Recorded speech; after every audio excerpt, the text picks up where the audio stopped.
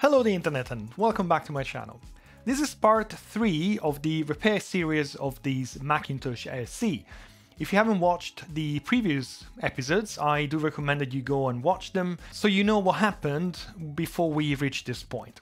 On our last episode, we finally managed to fix the mouse and keyboard issue, which was basically preventing us from doing anything with this unit. We couldn't use the mouse and the keyboard, so we could only turn it on and off. We have now a few things left to go. I would say we need to take a look at the CRT because the picture was kind of shrinking a bit, and at some point we noticed that the deflection was missing altogether, which can be dangerous for a CRT. We need to check whether the RAM is actually working, and then we need to check the floppy drive and the hard drive, and hopefully at the end we're going to have a working system. Let's move on with fault number 1, which is the picture issue, which in turn means to take a look at the analog board. I decided to take a look at this, so we'll remove the shield at the back and look for some cold joints, because honestly, you know, the vibration could have been maybe the trimmers, but the fact that I power it on and there's no deflection at all, that's either a massive fault or a capacitor, or more likely, hopefully, just a cracked joint. So let's remove the shield at the back and we'll take a look.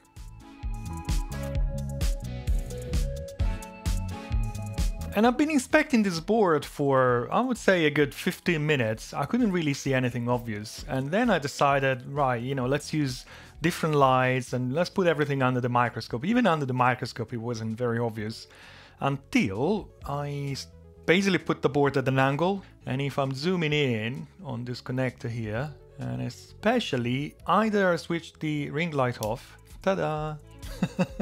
Or even better, if I use my head torch, and then you see that we might have a problem here. That's exactly that kind of intermittent issue, which is like, yeah, I'm working, but not all the time. And this is, as I mentioned in my recent microscope review, is definitely a disadvantage of the ring light, because the ring light, it's very convenient. It kind of hides the problem from the microscope itself. So I was thinking already of redoing those soldering joints anyways, but I want to see what the problem is. And yeah, it's amazing that you can much better see the problem with the light switched off and you can see the crack. Let's have a look at the adjacent ones. Now this looks fine.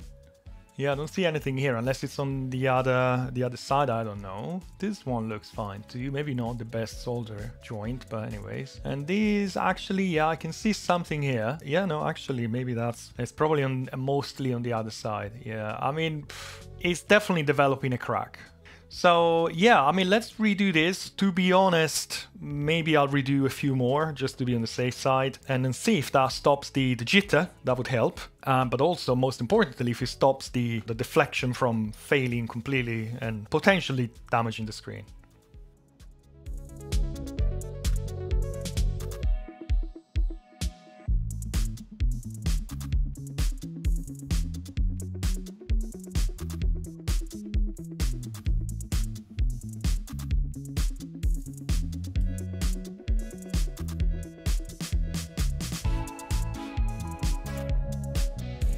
Well, this is what looks like human hair, and that was under the capacitor, so it looks like this is from the factory. Well, I just decided to remove this couple of capacitors. They are very close to the deflection connector, and apparently they are pretty important for deflection. One is non-polarized, and one is polarized. So let's have a look. This is the polarized one. Oh well. It's perfectly fine. Look at that. It's like 35 years old. It's totally fine. Now let's check the non-polarized capacitor. This is 3900. So yeah, that's totally fine as well. Happy days. I don't see any reason to replace them besides reliability and everything. I don't think I'm gonna do that now. Well, since I'm here, this is the brightness trimmer, which is the one facing outside of the case. I'd just like to give it a go because these ones they're basically open underneath. As much as it was working totally fine, I'll just give it a clean and I'll spray some contact cleaner for trimmers, which is the one that leaves a little bit of lubricant behind and it's mildly connective.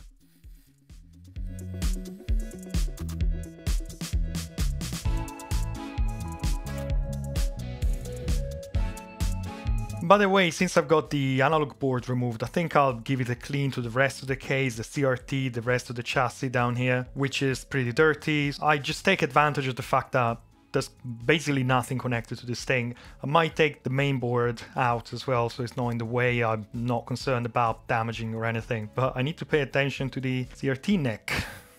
Right, that's so much better. Let's reassemble everything and test and see whether the jittering on the picture and the deflection works better now.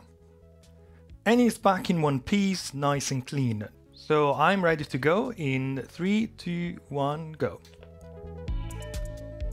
And it beeps, which is good. Adjust the brightness. Yes. The good news is that the picture is sorted. It's definitely not jittering anymore, it's not doing anything, it's crystal clear and it's very stable. It's also very sharp, so that's good. Too bad the CRT is a bit tired, but yeah, well, I guess I managed to fix that. Good. And now that the monitor is fixed, we can turn our attention to the hard drive.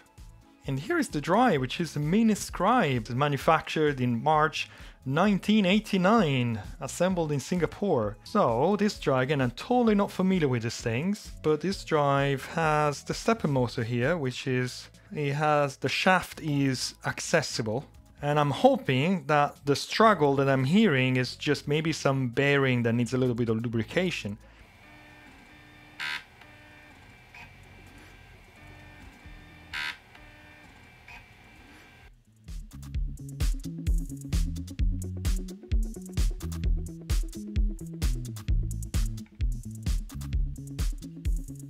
I'm so fascinated by that thing, to be honest. Look at that.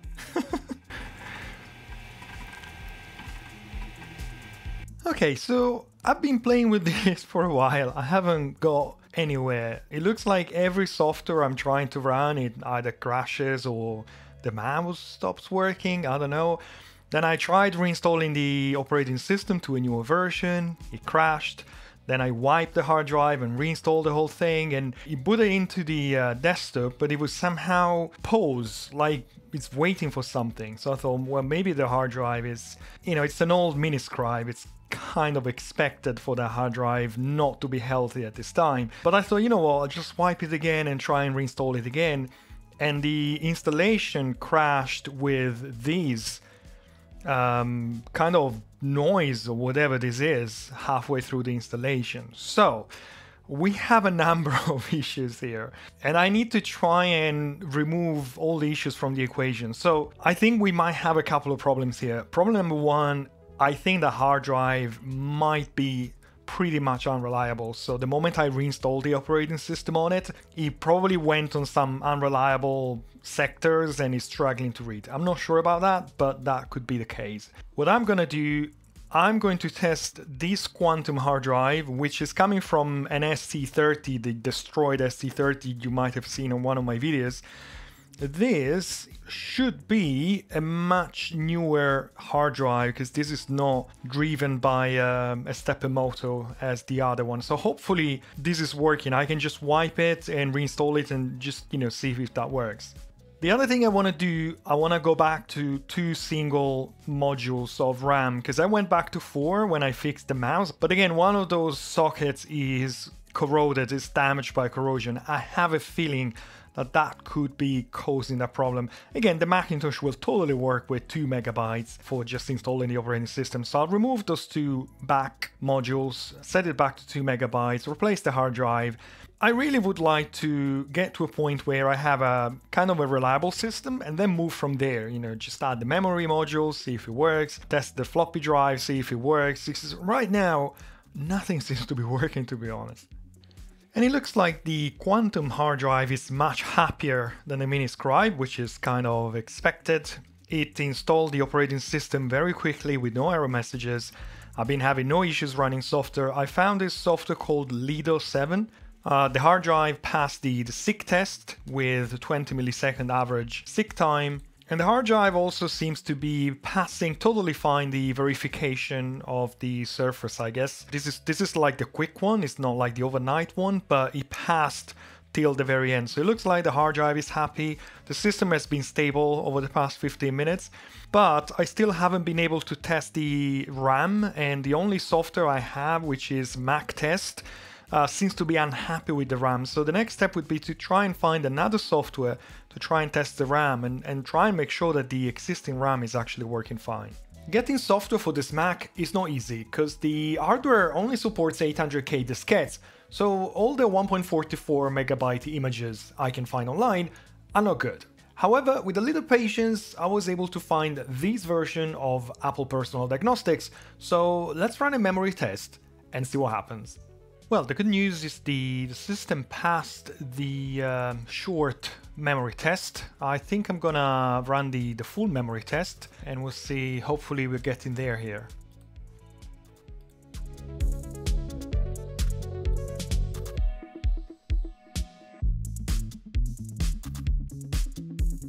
Well, the system passed the long test as well. I still can't get the floppy to work. I was hoping a RAM issue, to be honest. Right, good news. The 4 megabytes are back on the board, and I've been running the Apple Personal Diagnostics for a while on the Mac.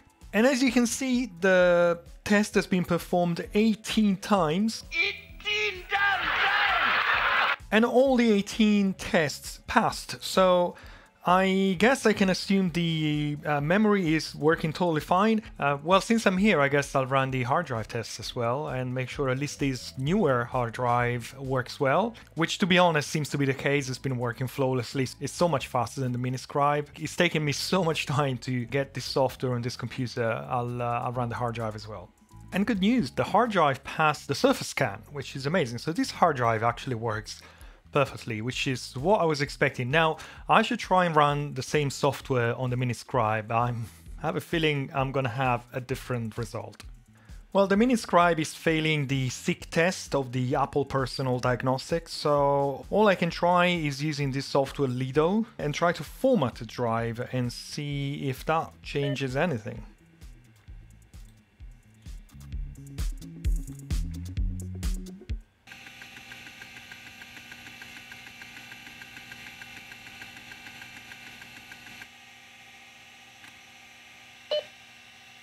Well, surprisingly the format was successful. It didn't feel like it was verifying anything, but hopefully this is helping out, because again, every time I'm initializing the drive on the OS, it's only basically rewriting the partition. It doesn't really go through the whole surface. So hopefully now it's written all the surface, probably the first time in many decades. Hopefully that helped. Okay, well, the drive is initialized and partitioned.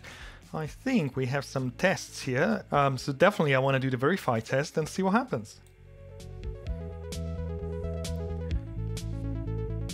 Aha, there you go, it's finding bad blocks and it gives me the option to reassign the bad block somewhere else. Absolutely, yes. It would be nice to have like a do it for all, so I don't have to stay here and click OK all the time. Yes. Oh my gosh, I have to click like 3 times every time. It's gonna happen a few times.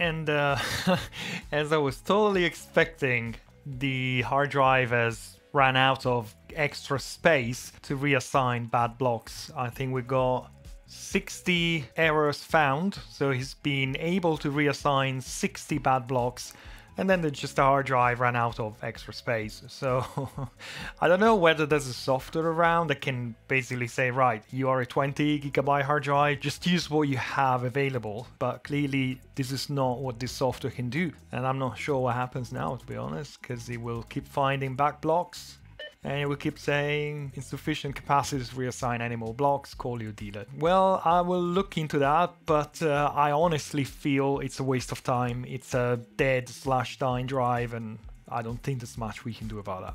After some extra research, I found this software called HDT, Hard Disk Toolkit. It took me a while to find an 800K working version, but here I am. This software has the same low-level format feature that Lido has, but it can also do what I need, and that is to map bad blocks as bad beyond the maximum number of the 60 allowed by the drive itself. Those blocks will be mapped as bad and just not being used anymore.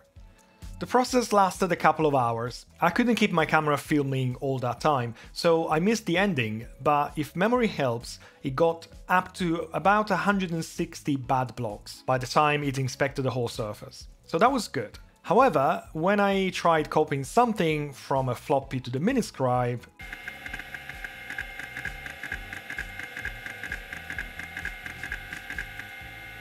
and unfortunately 2 hours of bad block marking and testing, as you can see, haven't been enough to revive this hard drive. I mean, this is not the first error I'm getting. To be honest, I feel I'm wasting my time. I think it was Adrian of Adrian Digital Basement. I think he mentioned the same thing, that you can go through the hassle of trying and reformat the drive and everything. It's an old drive, it's more or less dead, it's more or less wasted time. So I might play with it myself a bit, but to be honest, at this stage, I think I'd like to consider the Miniscribe unusable and dead, unfortunately, which is a shame because I love the sound it makes. I really haven't looked too much into this, so please do let me know if there are viable options for this hard drive, which I haven't considered. Oh, and I'd like to mention a software I found which promised to rejuvenate the drive. It only took a second to run and came up with this message. Oh well.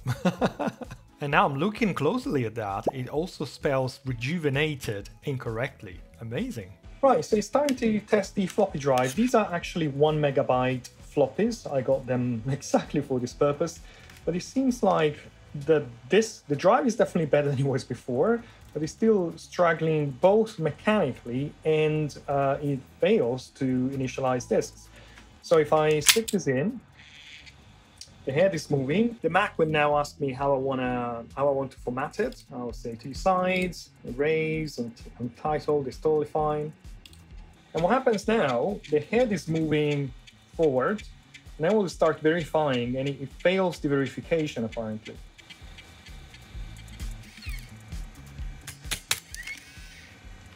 Well, not only fails the verification, but as you notice, it also fails to eject the disk, which is very disappointing considering the amount of lubricant and time and cleaning that I put into this drive. So I guess we have 2 issues with this. Again, it's a mechanical problem and also something wrong, and it fails to initialize floppies. I guess I'll give a heads another clean with isopropyl, and then I'll load some diagnostic software and see whether it says anything. One thing I'll have to do on these drives is to replace some grease with some oil, like under this piece of metal here. You might notice that this is returning to the requested position. It should click in place, while unfortunately it takes like that split of a second, which is enough for this pin here to not engage on these little, don't know how to call it, so that basically when the disk is ejected, it doesn't get pulled in again. I think I'm gonna rewash this whole mechanism, and I will have to carefully choose where to use grease and where to use oil. I found the full version of the software. I was running the emergency disk, and with my surprise, the floppy drive passed all the tests. So I'm not entirely sure what's going on. At this point, the question is, if I initialize the disk, does it work? Because it hasn't worked so far. So I got the disk in. Well, it actually sees the disk as working because it's been using it for testing. Well, let's try and initialize it.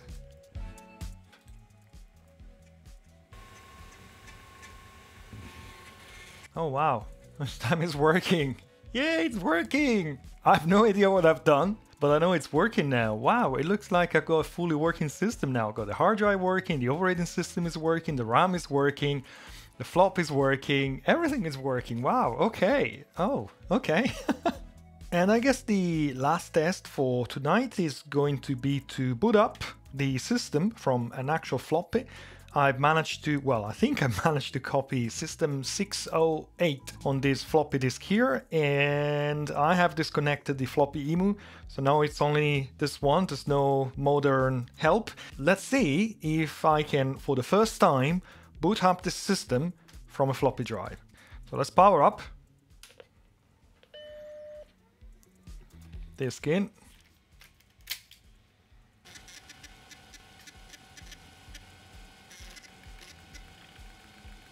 It's been a very positive session because I managed to fix the mouse, I managed to get to a system which is working, I managed somehow to get the floppy drive working. I honestly don't understand why it started working out of the blue. Don't know whether it was the unreliable hard drive, the memory RAM, but for now, this is pretty good. At this point, I decided to review my floppy drive servicing I did on my first video. I watched some other videos online which had some interesting pointers. First, I learned that the heads can be removed without misaligning them, so I could clean the worm gear and the surrounding much better. Then I learned that I shouldn't really use petroleum-based grease on plastic as it might degrade it over time. I recommend you watch this video from JDW, which explains the process in details. Finally, as I said, I wanted to replace the grease with the oil on some parts of the mechanism. The first step is to remove the top mechanism. Next, I can remove the two screws holding the head track in place. The rod is held in place by two countersunk screws, so in theory, the rod will go back in the only possible position. Next is to wash the top mechanism again. This is needed as I have to remove the grease I applied if I want to replace it with oil on some places. Now the head assembly is removed. One advantage of doing so is that it gives me more access for improved cleaning. Now it's time to open up the gearbox. Besides removing the lithium grease I applied, I really wanted to do a better job this time. Remove all the gears, clean everything, and apply new and suitable grease and also some oil. I ended up brushing and washing all the gears and applying some contact cleaner to the metal switch, which is basically telling the PCB when the rotation is complete.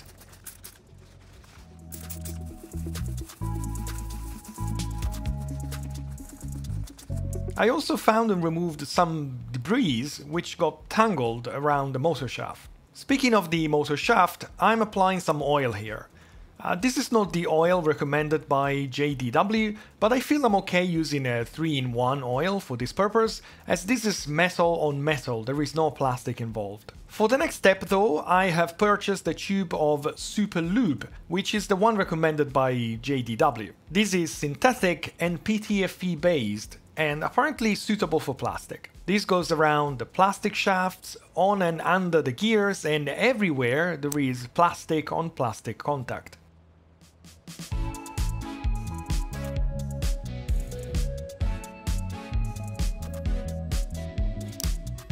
Now it's time to properly wash the worm gear with white spirit and the brush. This also gives me the opportunity to clean those unreachable parts which would normally be covered by the head, and also to lubricate the worm gear bearing with some oil.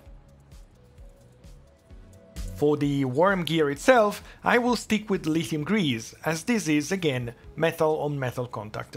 Now it's time to lubricate the clamp, which basically drives the head on the worm gear, and also to fit the freshly lubricated track back to the carriage. I used lithium grease for the track too, as there are metal bushes around the plastic head carriage, so it's metal on metal again. The bottom mechanism is okay with the grease I applied in the first episode, but on the top part, I now apply oil on some parts where grease would be either unlikely to penetrate or would simply be too viscous to work well. The rest will get grease as before.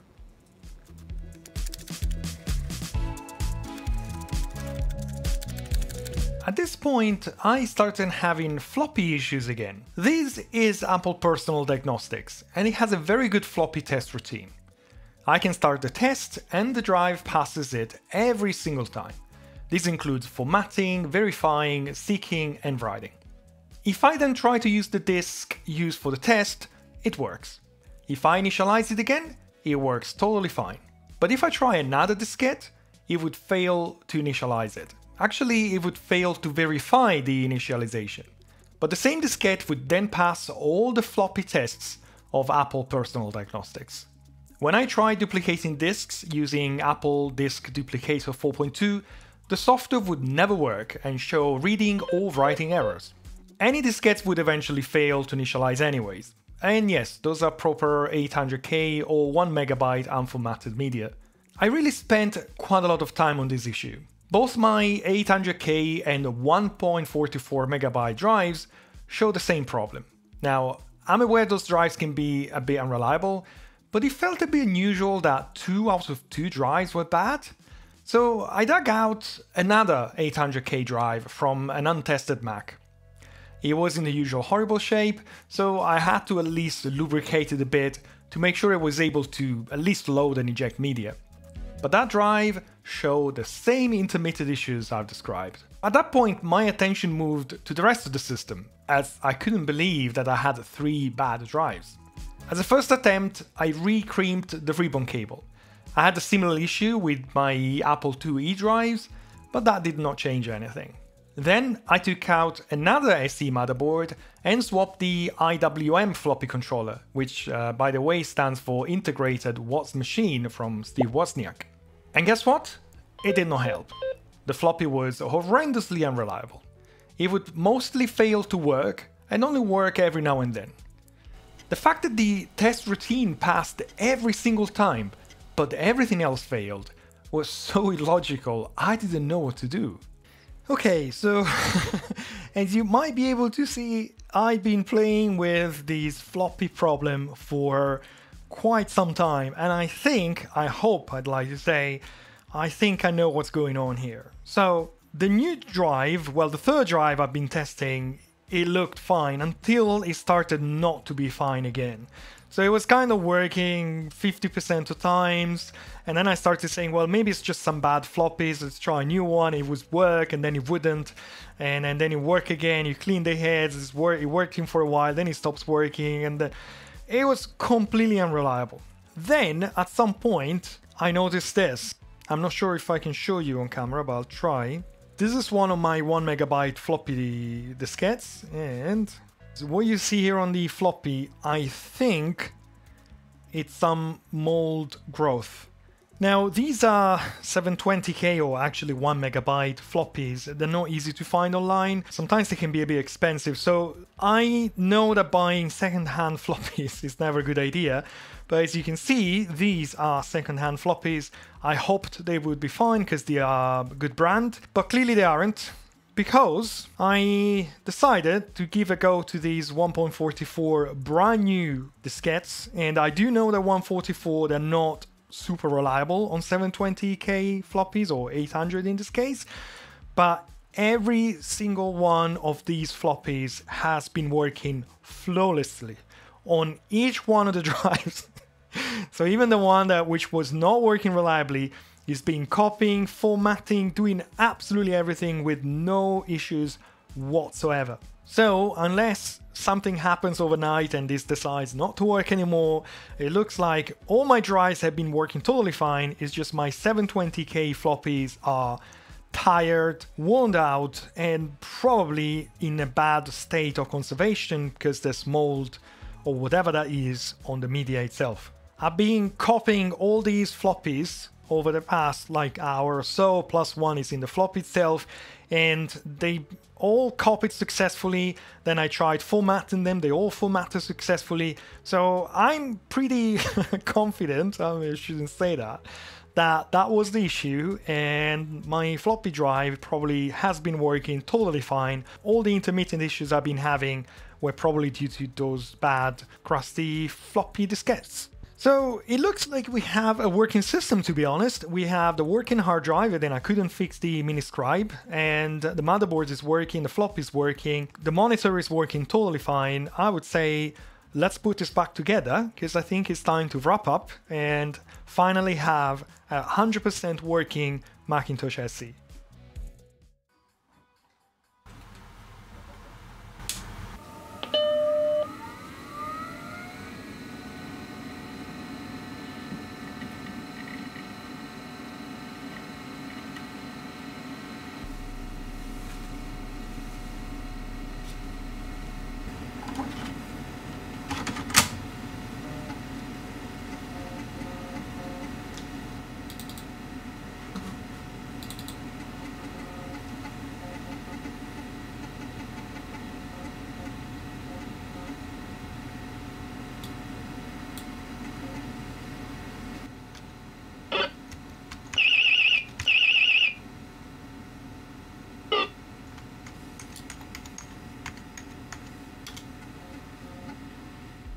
Well, finally we got there. We have a fully working Macintosh SE.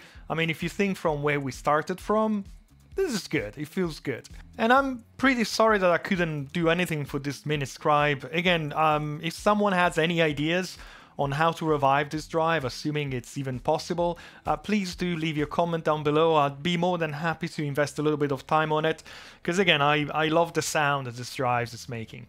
Now, the next step for this Macintosh would be to do some cosmetic work. It needs a clean.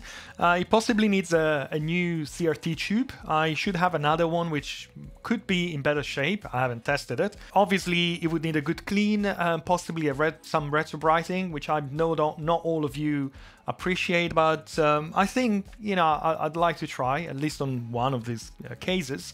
But to be honest, I don't think there's going to be a part 4 for some time. I think I'm happy with where I am right now. This is working totally fine, and I might pick it up at some point. So I say this is it. I hope you enjoyed this video. If you did, I would really appreciate if you could hit the like button down below, and also consider subscribing to my channel if you like what I'm doing here. For now, thanks for watching, and as usual, I wish you a great day, and I hope to see you soon again here on my channel for my next videos.